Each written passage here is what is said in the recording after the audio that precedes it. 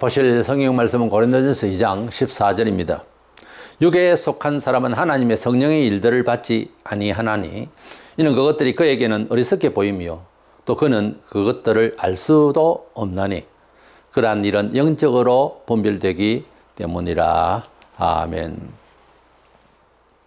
예수께서 이 세상에 오신 것은 우리가 죄와 그 죄로 인한 하나님의 행불로 고통을 받는 이 모든 것에서 해방되고 영적인 자유와 또 생활까지 하나님의 은혜로 천국 같지는 않지만은 기적적인 여러 역사를 통해서도 그렇고 하나님의 보호와 사랑 가운데서 살 수 있도록 하신 것입니다.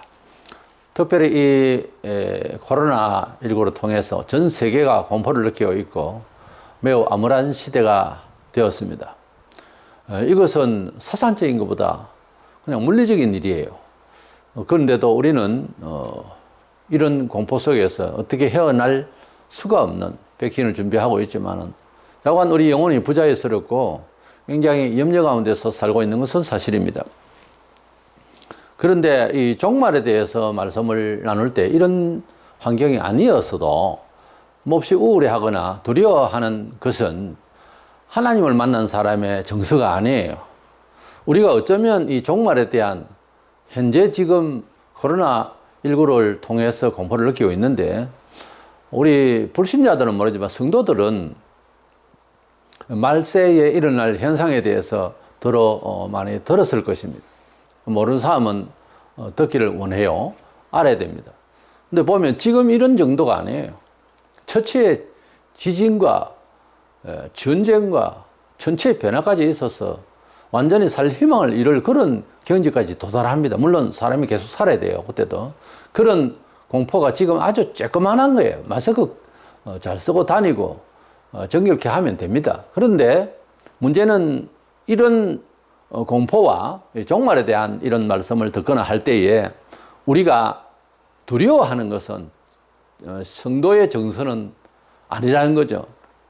개인적으로들 어떤 병을 받는거나 또는 사업의 실패나 가정에 큰 어려움, 진로에 큰 문제가 생길 때 공포와 그리고 좌절이 생길 수가 있습니다. 그것은 우리 사람이기 때문에 그렇게 이해한다는 것뿐이고 성경은 우리를 이해 안 하려고 그래요. 그런 가운데서도 주의 평강을 가지고 이겨내야 하는 것이 성도의 영혼이라는 거죠.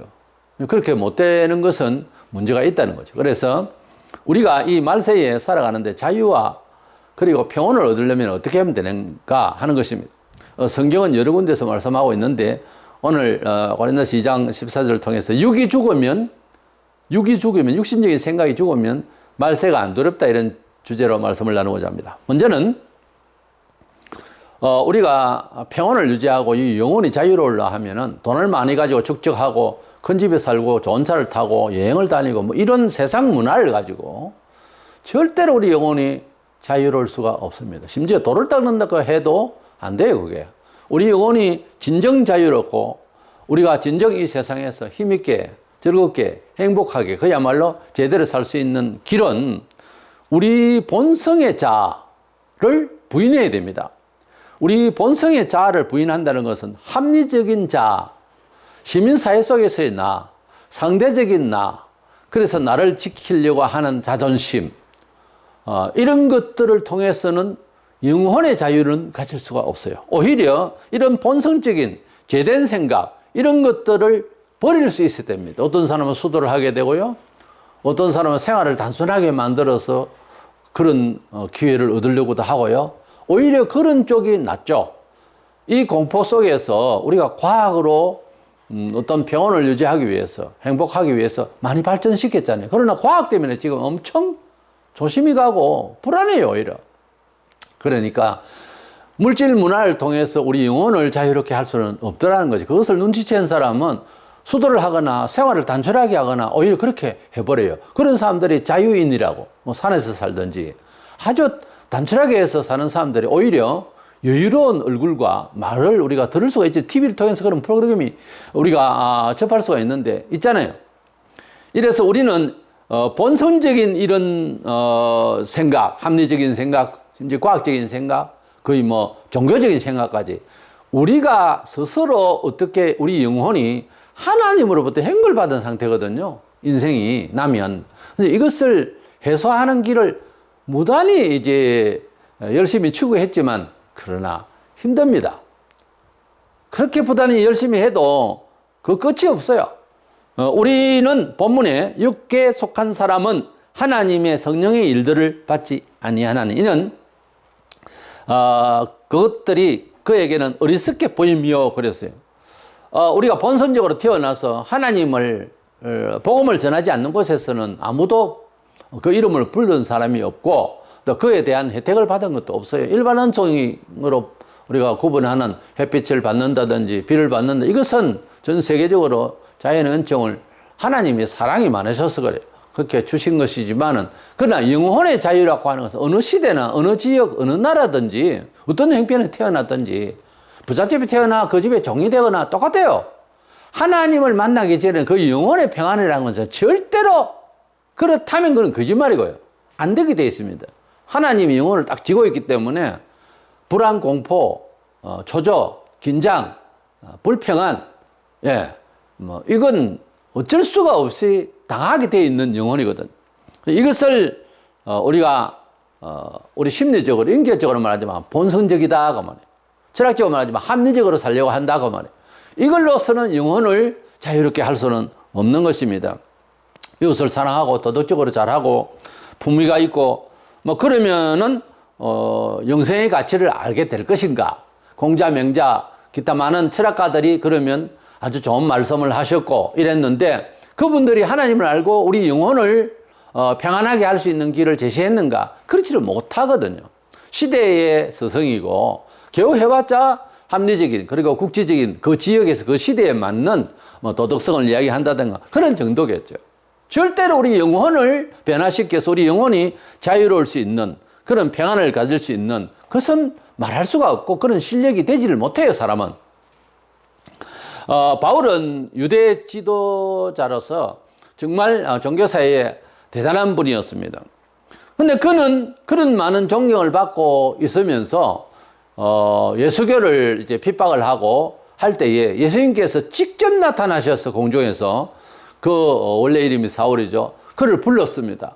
그래서 그에게 이제 생각을 바꾸게 하시고 안수받게 하셔서 그리스도의 종이 되게 하셨습니다. 그 이후로 그가 일반 사람은 사회적 지위나 또는 가지고 있었던 실력이 그렇게 안 되니까 상관이 없겠지만 이 사람은 워낙 지식이 대단했고 사회적인 존경을 받았던 그런 유대 철학가로서 종교인으로서 율법 교사였거든.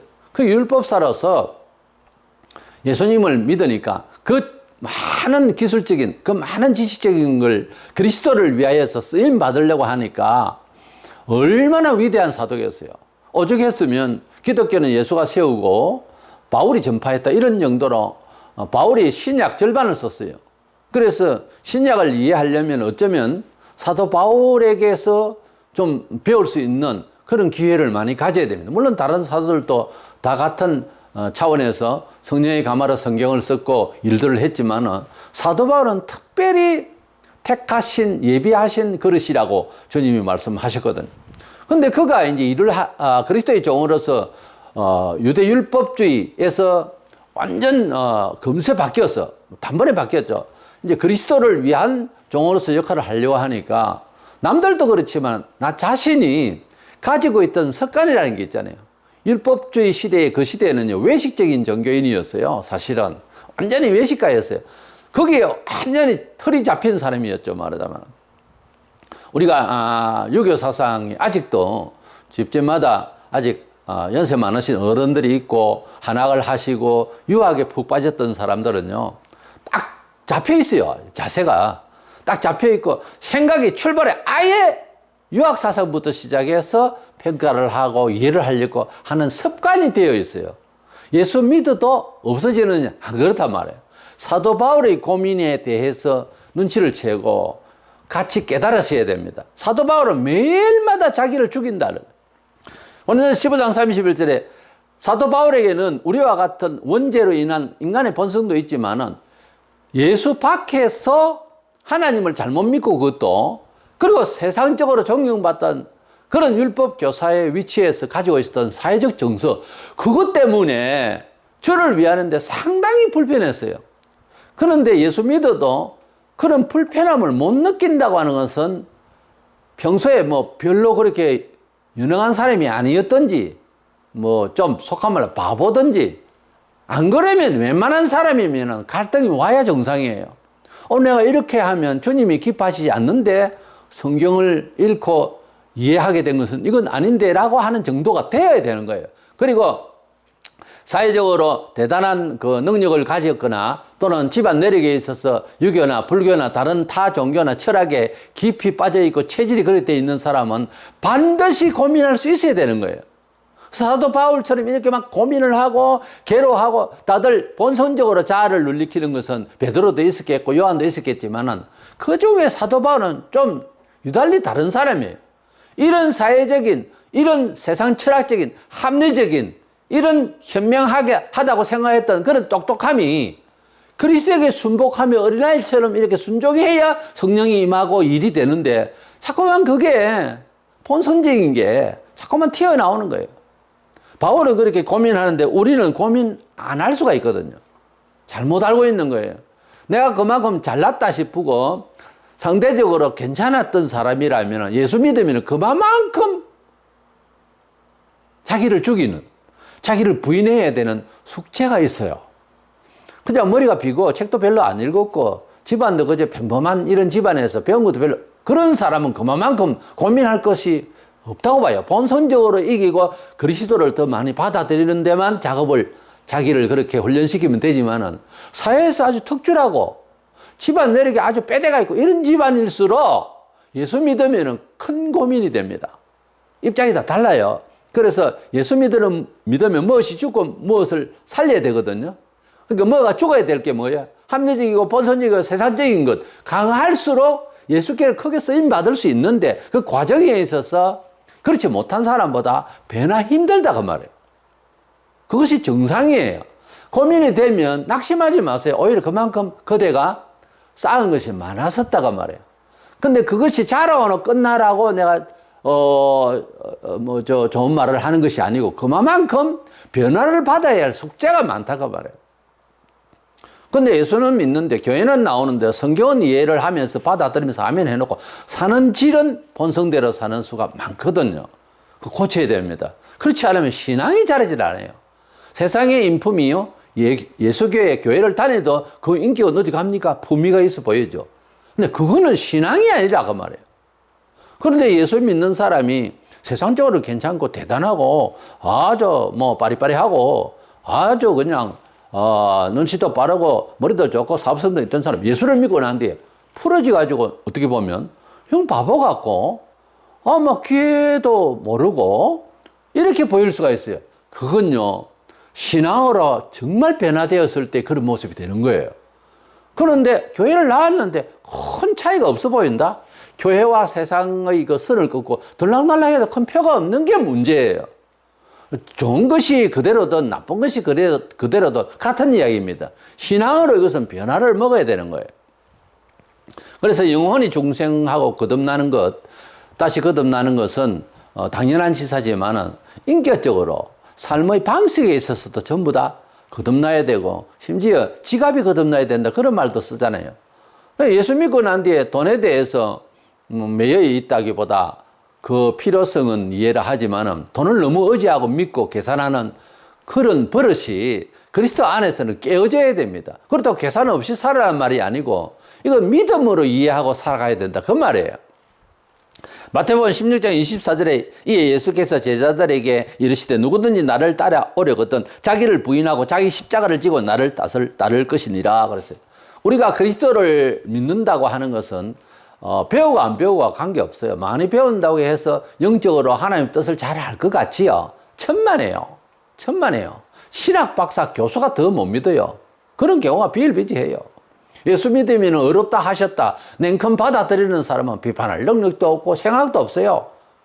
글도 잘 모르는 사람도 그걸 믿고 감사하고 기뻐 뛰며 성령의 충만함을 받고 사회보고사 잘하다가 돌아가신 과거에 많은 할머니 집사, 할아버지 집사가 있었는데 지금 신학 박사라는 사람이 그걸 못 믿고 있는 거예요. 그거 보세요. 지식을 가지고 되는 게 아니라니까요. 무엇을 버리고 무엇을 찾아야 되는데 무엇을 버릴 것은 본성적이고 합리적이고 인간이 가지고 있는 모든 지식과 체득된 것과 몸에 채워져 있는 것을 부인해야 되는데 그것이 굉장히 어려운 이야기예요. 깊이 자기를 돌아봐야 돼요. 그리고 말씀 앞에서 좀 냉정해야 되는 거예요. 내 습관은 이게 아닌데, 나의 취향은 이건 아닌데, 이것들이 전부 걸려들면 한번 써보세요. 성경을 보면서 옆에 용지를 두고 쭉 써보세요. 그래서 부딪히면 그걸 고치려고 하는데 마음은 동하지 않거든요. 고쳐야 되는 거는 보이고 그 고쳐야 되는 거예요. 이래서 모든 것이 변화를 자꾸만 받아야 은총의 사람이 될 수가 있습니다. 은총의 사람이 되어서 살 때는요, 한없이 가벼워요. 시간이 없어서 못 살겠다, 바빠서 교회 못 간다, 이런 사람이요, 예수님께 시간을 잘 드리고 드릴 시간을 드리고 제대로 하면은 그렇게 남아요. 시간도 남고 원래 돈도 남아야 정상이에요. 그 남는다는 게 입장마다 다 다른데 한없이 감사하고 평안하다고 말이지. 그렇게 살아가질 수 있으려면은 무엇을 버려야 되는데 그 애착을 가지고 있는 세속적 합리적 사고 방식, 계산법, 이런 것들에서 자유를 해야 된다고. 이렇게 하려면 예수께 붙어야 된다고. 예수님의 말씀에 동의를 하고, 그게 하루아침은 안 되죠. 빨리 되는 사람은 아예 목숨 걸고 기도하고 아예 결단을 내리고 그런 경우도 있습니다만 많이 아프죠. 굉장히 힘들죠. 근데 힘들지 않고 예수로 채운다, 신앙의 처세를 채운다, 그건 앞뒤 안 맞는 말이에요. 누구나 힘들어요. 너무 고요하게 예수 잘 믿으려 하지 마세요. 그런 기회가 안 온다니까. 그래서 자기를 부인한다 할 때 그 자기는 본성적 자기, 합리적인 자기, 시민사회에서 의식적인 자기, 상대적으로 모든 사람 틈 속에서의 나의 자존심의 자기, 이런 것들 가지고는 신앙으로 승리하기가 힘들다고 말해요. 그것을 버리는 작업은 자존심 상하더라도 그냥 공적이든 사적이든 버리세요. 일단 내려놔야 됩니다. 불교에서는 내려놓는다 이런 말을 하는데 우리는 버려야 됩니다. 부인해야 되는 거예요. 부인한다는 말은요, 궁극적으로 없는 것처럼 생각하라, 그런 뜻이에요. 그러니까 자기를 부인한다는 말은 온통 내 자신을 지키는 나 자, 고집, 나의 지식, 내가 하고 싶은 이야기까지도 다 내려놓고 다 버리고 부인하고 원래 내 거 아니다 생각하고 빌려왔었다 생각하고 그 마귀가 준 거예요. 그걸 버리고 주님이 원하시는 거로 생각이 시작되고 의지가 되고 감정까지, 제스처까지, 폼까지, 그래서 삶의 처세, 진행 방향, 모든 기획, 판단 능력, 가치관, 모든 것이 전부 개혁이 돼야 되는 거예요.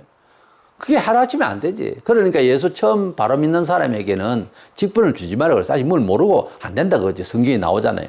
그래서 그만큼 자기를 변화시키고 변신시켜서 하나님의 백성답게 내 스스로가 진짜 행복하려면은 영혼의 참 자유를 얻으려면은 본성적인 자를 부인해야 된다 하는 점이고요. 이것이 연습 삼아 아예 생활 습관 속에서 그런 생활이 계속 되어져야 할 줄 믿습니다. 두 번째로는 이 말세의 환란이 이제 앞으로 점차 더 할지 모르는데 이런 환란은 일상에서 자기를 부인하는 이런 생활 습관 노력이 필요하지만은 아주 본성적이고 합리적인 이 육신이 종말을 내가 어떻게 이겨낼 것이냐 하는 부분에서 걱정이 되거든. 덜 죽였다 생각하면 됩니다. 자신을 완전히 죽인다고 생각하고 남을 원수로 삼지 말고 자기 자아의 본성적인 것을 잘 죽인다고 생각하고 일상에서 시간을 내 가지고 주여 종말에 내가 사는 것 같은데 어떻게 하면 내가 이 종말에 일어날 모든 환란에서 이길 수 있을까요? 그래 하면서 자기를 죽이는 일을 결단을 한번 내야 되는 거예요. 그래서 얼마만큼이라도 죽으면 종말에 대한 이야기가 그렇게 두렵지 않습니다. 우리가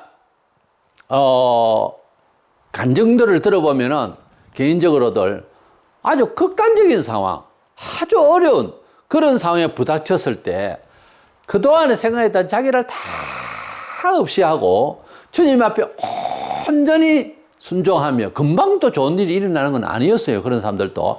그러고 나는데 나중에 많은 상급을 받고 은총을 받았는 이야기를 들을 수가 있거든요. 그것은 물질적인 대체도 있지만 마음의 평안이 한없이 충만해지는 겁니다. 그래서 기뻐 뛰며 말릴 수가 없어요.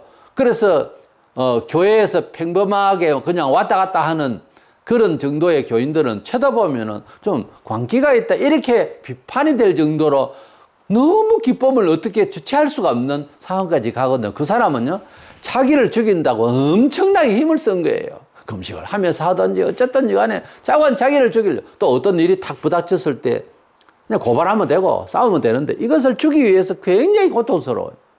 예. 그래서 완전히 죽으면은 완전히 은총을 받을 수 있는, 대적자도요, 고기를 숙이고 혹은 떠나거나 이런 묘한 일이 생깁니다. 모든 일을 하나님께 의지하고 드리겠다.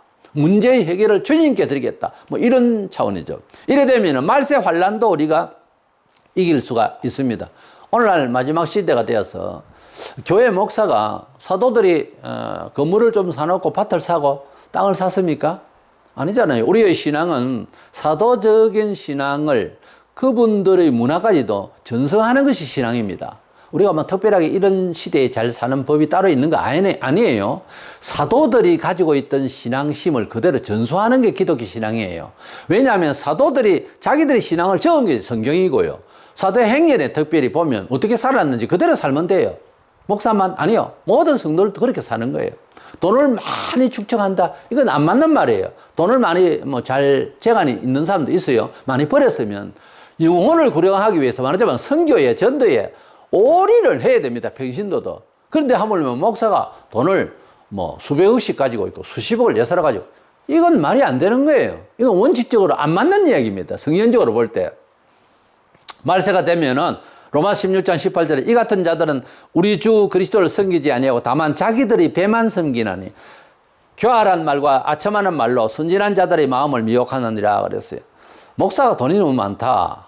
10종 8구 싹군이에요. 내가 목사로서 하는 말이지만은 목사가 돈을 너무 좋아하면 안 됩니다. 돈 이야기만 하면 목사가 눈이 번쩍 뜨이고, 그건 아니에요. 우리 주님의 영광을 위하여 좋은 일 생기면은 박수치고 춤출 생각을 먼저 해야지. 돈 이야기 하면은 막 눈이 번쩍 뜨이고. 그거 벌써 타락한 영혼입니다. 정말로 타락한 영혼이에요. 보통 문제가 아닙니다. 지금 한국교회가. 돈 때문에 지금 문제가 거의 80, 90%가 돈 때문에 문제예요. 목사가. 노아 시대에 전 세계가 물로 덮여서 노아 8식구 빼고 다 죽었죠. 그때도 왜 그랬나 하면은 창세기 6장 3절에 여호와께서 이르시되 나의 영이 영원히 사람과 함께 하지 아니하리니 이는 그들이 육신이 됩니다. 육체적이 돼요. 이것은 다른 말로는 본성적으로만 산다는 거죠. 하나님 경외하기를 별로 관심이 없다는 거죠. 우리가 하나님 경외하건 안 하건 자유다, 신앙의 자유다, 불신자들 그렇게 말하는데 신자들도요, 더 잘 믿고 잘못 믿고, 그거는 목사님들이 할 수 있고, 이래 말하는 것을요, 하나님이 허락지 않았어요. 그런 식으로 말을 함부로 하는 게 아니에요, 원래. 그 마음대로 살겠다는 거예요. 본선적으로, 합리적으로, 세속적 가치로, 그런 계산법으로 살아가는 것도 금방 안 죽으니까 괜찮은 줄 아는데, 아니거든요. 그것은 하나님께서 노아 시대 때에 물로써 전 세계를 심판하실 만한 죄예요, 그게. 무슨 말인가 하면 사람으로 태어나면 본성이 작용해요. 그 집안의 교육도 작용하고. 그런데 하나님 앞에 하나님의 뜻대로 생각하고 평가하고 살아가는 신앙인이 안 되면 이것은 물심판 받을 가치가 되어 있고 이것은 불심판 받을 준비가 되어 있는 사람밖에 안 돼요. 그 별 쓰는 사람인 것 같아도 뭔 교육을 하고 해도 뭔 가정이 되어도 아무 소용없어요. 하나님의 은혜로 하나님의 말씀대로 살지 않으면은 그는 지금 같은 불심판 받을 상태밖에 안 되는 거예요. 그거는 예사로 생각하지만은 사는 걸 교인이 돼가지고 예사로 불신자들처럼 큰일 날 소리. 그 영혼 계속하면 부패돼가지고서 죽게로 돌아오기도 힘든 지경까지 가버려요. 그래서 우리는 자기들의 배만 섬기던 그때 당시에도 그랬지만은 그런 목사라면 그 교회 떠나는 게 좋습니다. 안 그러면 목사를 쫓아내든지. 목사가 교인들보다 돈이 월등히 많고 이게 문제가 있는 거예요. 문제가 있는 거예요. 그래서는 아니 되거든요. 성경적으로 그럴 여유가 없어요. 그럼 성도들도 마찬가지라 많이 버리고 공장에 사장도 되고 회사 회장도 되고 하지만은 그것을 주를 위하여 온전히 드리고 돈 많이 버리니까 최고의 좋은 옷을 입을 때도 있겠지만 맨날 호의호식하고 그건 아니에요. 성도들은 그렇게 하는 게 아니에요. 성도가 내 생각에는 사장 정도 되면요. 우리 그 회사에서 중진 정도 있는 옷을 양복보다는 나는 일복을 착하니 반듯하게 해서 하는 게 나는 맞다고 봐요. 사장이 평균치 정도로 입고 그렇게 함께 소통을 하는 것이 나는 맞다고 봐요. 그리고 사는 것도 그렇게 뭐 대단하게 살 것도 없고 회의 연락하면 회사에서 뭐 어떤 코너에서 하면 되고 뭐 사장이라도 평범하게 사는 것이 나는 맞다고 봐요. 우리 성도의 삶이라고 하는 것은 세상을 건지기 위해서 살기 때문에 그렇게 알았기 때문에 절대로 자기 부를 축적하기 위해서만 사는 것은 잘못된 거예요. 임금을 뭐 착취한다든가 이 말도 안 되는 거예요. 실컷 뭐 착취하고 하던 사기하고 예수 만나니까 어떻게 됐죠? 재산 절반을 나누겠습니다. 가난한 자에게 주겠습니다. 누가 그렇게 하락했어요? 그런 마음이 들었다고. 남에게 착취했으면 4배 갚겠습니다. 그거 보세요. 그러니까 기왕에 내줄 거 처음부터 착취하지 말라고. 성도는 많이 열심히 돈을 벌어야 됩니다. 거기서 게으름 넣으면 안 돼. 그런데 게으르지 말고 열심히 일하라고 그랬어요. 열심히 하는데 문제는 이것을 누구를 위하여 쓸 것이냐는 나를 위하여 쓸 것으로만 생각하면 목사가 돈 축적하는 거 똑같다고 평신도가. 그러니까 돈을 그렇게 축적하면 남들에게 주지도 않아야하고 선을 베풀지도 않아야하고 돕지도 않아야하고 교회에 봉사하는데 또는 선교비도 내지도 않아야하고 돈만 축적한다? 11조도 없어 그런 사람들 보면 주로. 안 되는 겁니다. 안 되는 거예요 그거. 그 멸망받을 짐승이요. 우리가 예수님을 믿고 영생의 나라에 가기 전에 세상 중에서도 그 구원받은 사람의 정표가 있어요. 그것은 갈라디아 5장 1절에 그리스도께서 우리를 자유롭게 하려고 자유를 주셨으니 그러므로 굳건하게 서서 다시는 종의 멍에를 매지 말라. 다시는 종의 멍에를 하는 건 남의 집에 종 그 말이 아니고 돈과 명예와 자랑과 자존심과 세상적인 똑똑함, 세상적인 나 자신이 업되고자 하는 그런 존심, 그것에 종이 되지 마라 그 말이에요. 우리가 돈이 필요해서 돈을 벌지만 돈의 노예가 될 수가 있어요. 뭐가 필요해서 추구했는데 거기에 빠져버리면 그게 종이 되는 거예요. 자기도 모르는 새예요. 항상 자유해야 됩니다. 그렇게 자유롭고 영원히 자유로운 가운데서 살고 있는 사람이 많은가? 제 눈으로는 교인들도 많이 속화되어서 안타까운 일이에요. 뭐 미워서 징계하고 그럴 일이 아니라 안타까운 일이에요. 그렇게 살면은 상이 없어요. 하나님이 나라가면 상도 없고 지상에서도 영원히 실질적으로 사생활에서 영원히 자유롭지를 못해요. 그렇게 살면. 그래서 물질도 필요하고요. 지혜롭게 잘 버려야 되고 땀을 흘려서 버려야 되는데 그 돈에 노예 되지 말라고. 종의 그런 멍에를 매지 말라 하는 말은 나 자신이 그렇게 하지 말라는 거예요. 남의 집에 종되지 말라 그 말이 아니고. 우리가 주님을 따를 때 세상적으로 피곤하고 그래서 나중에는 인내를 다 하다가 끝내 순교까지 하는 경우도 발생합니다. 하나님이 주신 주님이 주신 교훈대로 살기가 그래 녹록지 않아요. 그렇기 때문에 성령께서 우리 마음을 붙들어 주시고 이길 수 있도록 기도 생활이 참 필요해요. 뜻은 사상은 기독교식으로 성경적으로 받았는데 이겨내기가 굉장히 어렵습니다. 그럼에도 불구하고 성령께서 역사하시고 인도하시면 많이 가능하죠. 그러나 어쩔 수가 없는 것이 하나님의 뜻대로 산다는 자체는요, 세상을 향해서 부딪히게 되어 있어요. 아예 90도로 딱 부딪히게 되어 있어요. 베드로전서 4장 1절에 그리스도께서 이미 육체의 고난을 받으셨으니 너희도 같은 마음으로 갑옷을 삼으라. 이는 육체의 고난을 받은 자는 죄를 거쳤음이니. 그런 말씀이 있어요. 좀 어렵죠, 이 말이? 쉽지는 않아요.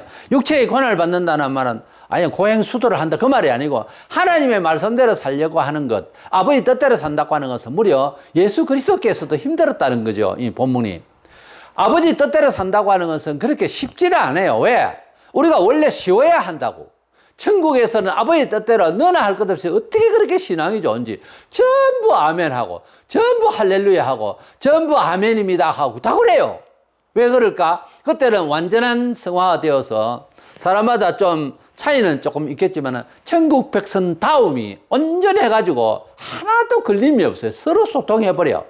근데 지상에서는 육신을 가지고 있을 때는 무려 그리스도께서도 힘들었다고 그랬잖아요. 그렇기 때문에 우리 성도들이 이 세상을 살아가는 데에 하나님 뜻대로 살려고 하면은 육체적 고난, 이것은 좀 범위를 넓혀서 생활의 기회도 놓치고요. 싸워서 이기겠는데 법대로 다 못하니 힘들고요. 뭐 여러 가지가 생겨요. 이런 육체적인 여러 가지 고난을 받을 때 또 어떤 실질적인 예를 들어서 기도를 하게 되는데 3일간 금식하며 기도를 하게 됐다 가령. 그랬을 때에 첫째 날에는 뭐 산기도에서 조용한 데 자리를 차지해서 그렇게 이제 기도를 하는데 하루는 먹은 것도 있고 힘이 좀 있죠. 그 힘이 무슨 힘일까요? 성령의 힘이에요? 아니죠. 본성의 힘이란 말이에요. 요거 죽으려면은 배고프죠. 힘들죠. 첫째 날은 쪼야 찬송도 잘하고 땀도 뻘뻘 흘리면서 은혜의 찬송을 하다가 거의 본성이에요, 그거. 그런데 저때 되면 배가 꼬르륵 하면서 배도 고프고 밤이 어두워지면 평소에는 뭐 놀러도 다니는 뒷산이라도 기도하면 두렵습니다. 안 해봤죠? 해보시면 압니다. 늘 가던 동산이라도 기도 딱 하면 귀신이 진을 딱 두고 보자 이렇게 끄먹게 친다고. 눈에 보인다는 것이 아니라 분명히 그게 보일 겁니다. 느낌이. 그리고 머리가 쭈삣쭈삣 서게 돼 있어요. 그러면 금문밤에는 더 하지. 그래서 뭐 귀신아 나가라 아무도 없으니까 혼자 다 해버린 거지. 그러면요, 내가 얼마나 본성적으로 사는 것인지를 조금 알 것 같아. 금방 귀신이 떠나면 좋겠는데 한참 간다고. 1시간, 2시간씩. 그럼 새벽녘 되면 마음의 평안이 오면서 주변에 검은 테두리가 싹 없어지면서 연기 없어지면서 주님을 만날 수가 있습니다. 또 이틀째죠. 이틀째 그래도 이제야 내 영적으로 기도하고 신령해지겠다 싶은 생각이 들어요. 또 저녁 때까지 가면 진짜 배고픕니다.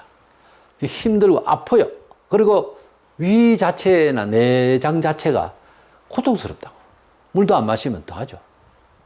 그래서 가능하다면 저는 날 아침까지 물을 한 방울도 안 먹기는 했는데 그 물을 좀 마시면서 하는 게 좋습니다. 그 다음에 사흘째 되는 새벽 밤쯤은요, 그제 처음 날처럼 무섭고 이런 건 없어요. 그런 건 없는데 힘이 들어서 일하다가 쓰러지겠다 싶을 정도 두려움도 있고 목표는 살아있는데 몸이 말을 안 들어요. 너무 힘듭니다. 그래서 하나님 앞에서 그때 뭘 생각? 나는 연약하오니 나를 붙드소서. 그런 찬송만 나옵니다. 나는 연약하옵니다. 나를 붙드소서. 배가 고프니까 연약하긴 하지만 그런 것이 아니고 나라는 존재가 얼마나 세상에 습관적으로 거기에 취해서 살고 있었나 하는 생각이 들어서 한없이 약해져요. 배짱 마른 나무줄기 같이 그렇게 연약한 자를 발견해야 된다. 그리고 기도를 자기가 작정 사흘 해서 사흘 다 마치고 날짜 아침에 이제 완전하게 사흘 됐잖아요. 너무 감사한데 겸손해져요. 사람이 한없이 겸손해져요.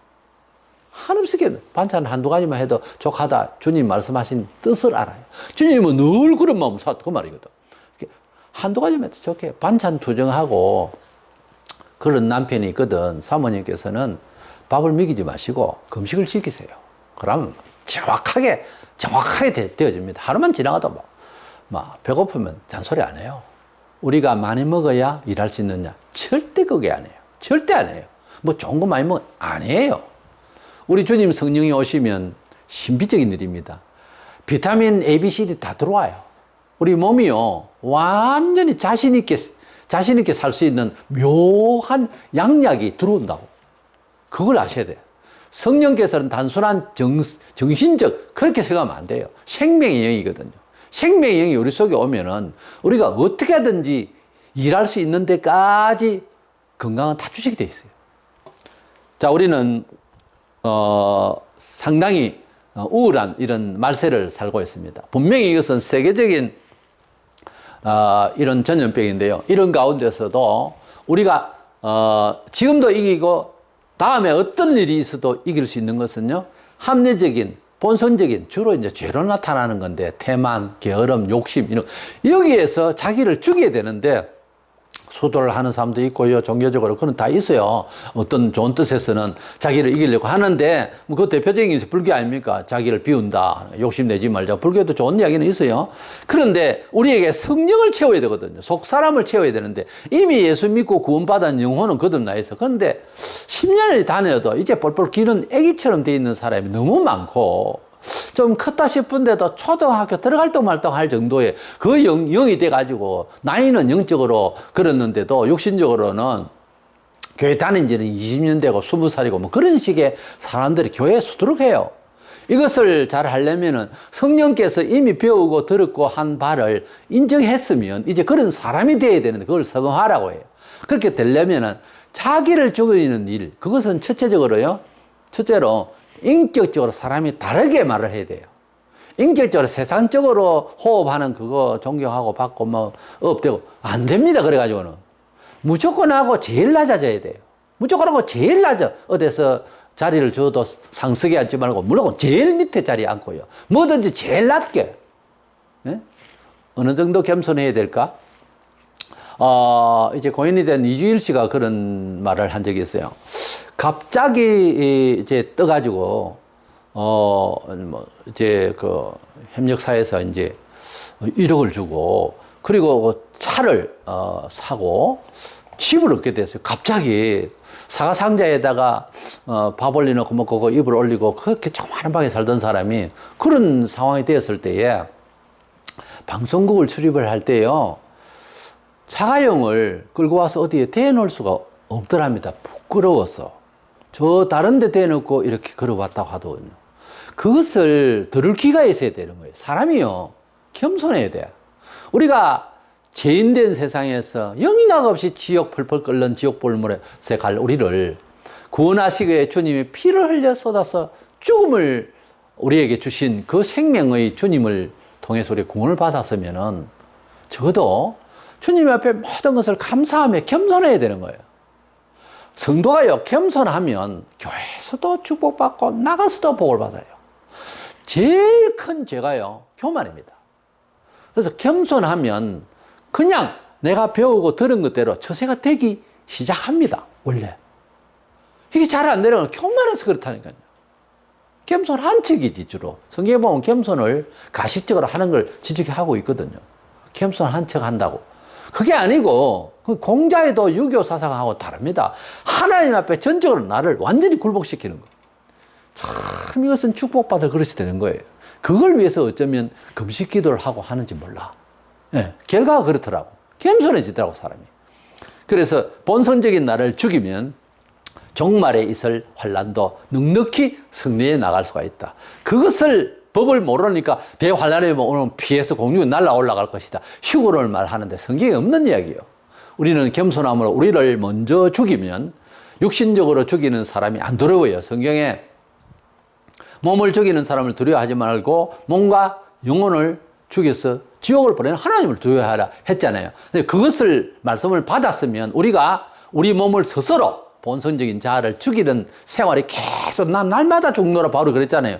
은혜를 받은 사람이라도 그렇게 계속하면 우리가 이 세상을 승리할 수가 있고, 어떤 환란을 와도 그거 죽이라 그래요. 그렇게 하고, 그러나 당신 예수 안 믿으면 지옥 간다, 믿어야 된다. 일단은 내 죽을게, 그렇게 나갈 수 있다 이 말이죠. 그래서 우리가 먼저 우리 자신을, 우리 본성적인 자신을 죽일 수 있는 제호의로운 자셔서 승리하는 세상을 사는 우리 은총의 사람이 되시기를 축원합니다.